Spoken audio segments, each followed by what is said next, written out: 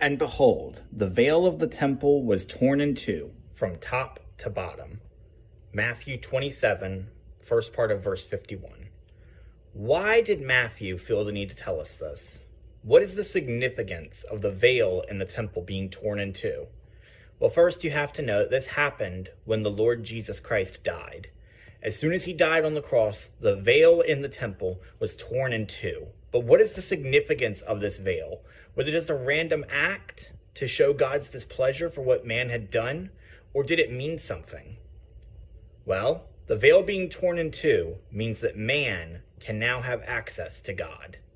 The veil in the temple and in the tabernacle beforehand was meant to keep man separated from God. Because of our sin, we cannot enter the holy presence of God. We would die. We would be destroyed. God's holy presence would destroy us like a fire consuming dry wood.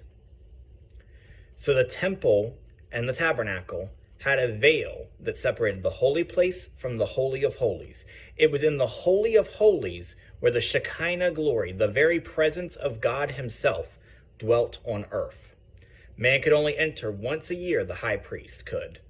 He would go in, he would make atonement, and it was so specific that he could die if he went in wrong. If he went in unclean, if he didn't perform the sacrifice correctly, he would enter and die, and they would have to pull him out of there.